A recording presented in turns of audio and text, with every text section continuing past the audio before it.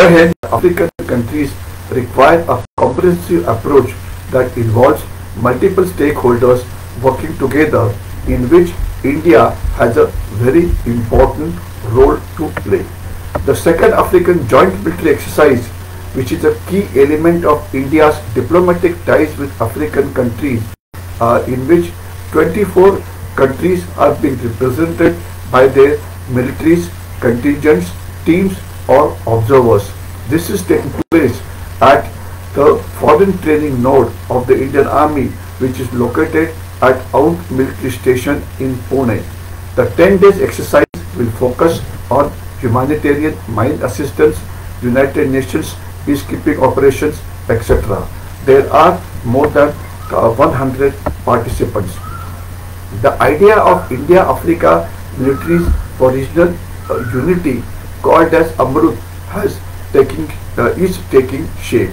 The exercise will focus on various United Nations peacekeeping forces through practical comprehensive discussions and tactical exercises.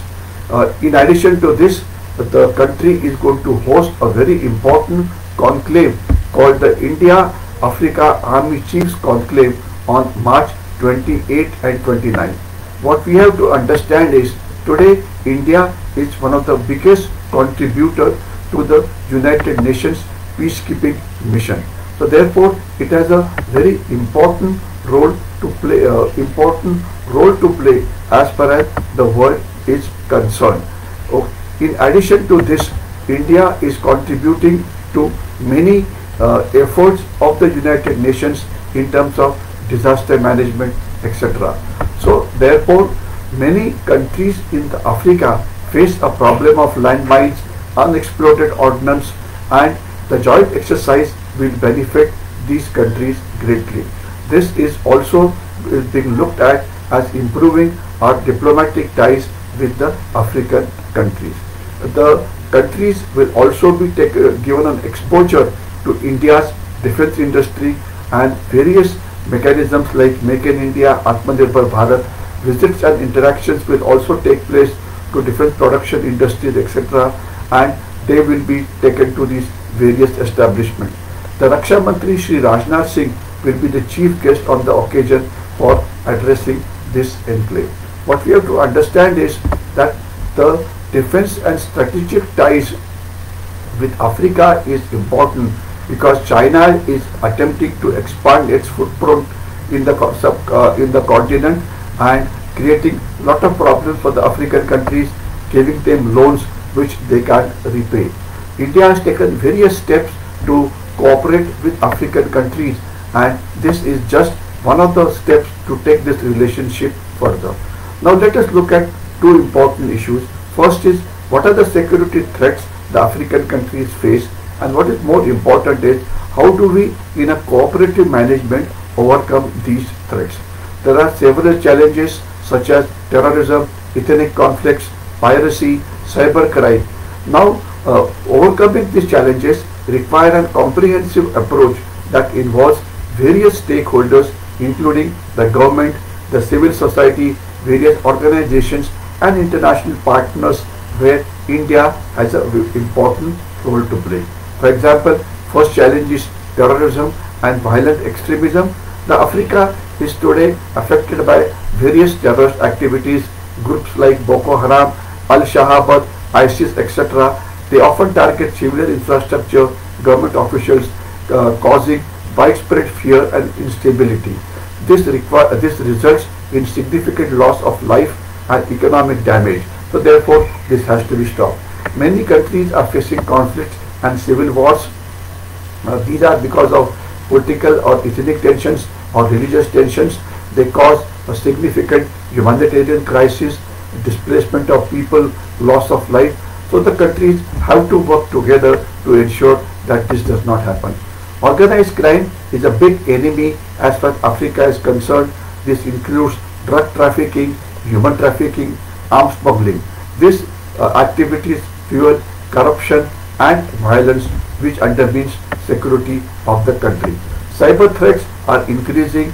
The cyber thefts like identity theft, hacking, ransomware, these are common. These affect government institutions, businesses, individuals, and pose a serious threat to national security. The world, the nations are likely to be targeted by state-sponsored cyber espionage, cyber terrorism, cyber crime. Then there are environmental challenges like the global warming. Though this is not strictly a conventional security issue, but this is a part of a multi-domain warfare which all militaries have to fight. Environmental challenges include climate change, drought, desertification. This leads to scarcity of resources, displacements, and conflict. Then there are many global health issues such as the pandemics, the epidemics, and many other issues. If we face them together, the challenges are definitely going to reduce. Border security is an important problem, especially countries with weaker border management control face a threat of illegal immigration, trafficking of drugs, arms, human beings, etc. The economic threats are equally important because the defense or the security budget depends exclusively on the nation's economy. If the nation's economy is not doing well, it is definitely going to create a serious problem as far as the security budget is concerned.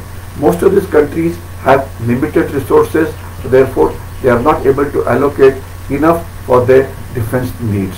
So therefore they need to improve their economy. Insufficient military training, insufficient military equipment, this ensures that the capacity to respond to various security challenges is reduced. This is where actually India can help.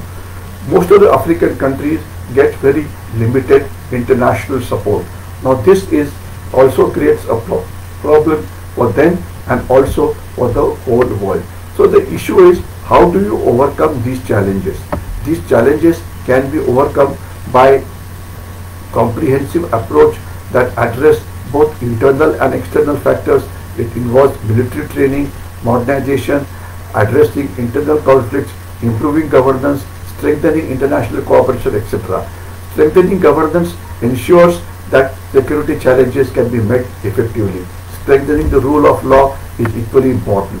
Enhancing regional and international cooperation is very important because if we work together, we can face the challenges as a whole country. So it is not only important to work together, but it is equally important to tell these countries that international agreements, treaties can help them to address these challenges such as climate change, etc. Encouraging countries to ratify and adhere to this agreement will help them in promoting African cooperation. Most important is investing in the human development, education, health, economic empowerment, military, etc. Promoting dialogue and reconciliation is equally important. Combating corruption will ensure that the countries prosper because of economic prosperity. Strengthening cyber security is very important.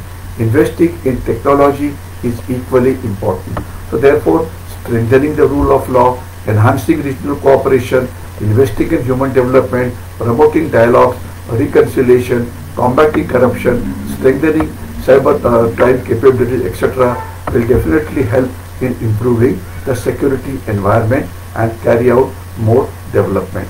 So therefore, we need to share our experiences, come together, discuss, debate, and ultimately decide as to what exactly is the security action plan to enhance the security of the African subcontinent. A general framework to enhance the security should be based on existing research, best practices.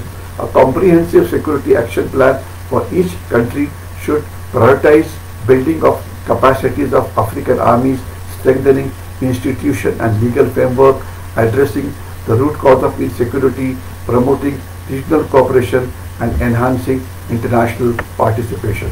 Thus, the second Africa-Indian joint military exercise in Pune will send a strong message to the world that we are going to maintain world peace and uphold the mandate given by the United Nations.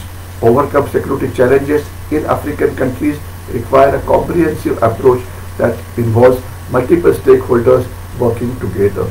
India has a very important role to play on all this because all nations can benefit from being part of one family. This is what India proposes to do, and the second edition of Africa Indian Field Training Exercise definitely aims to achieve this. I'll stop here. Jai Hind.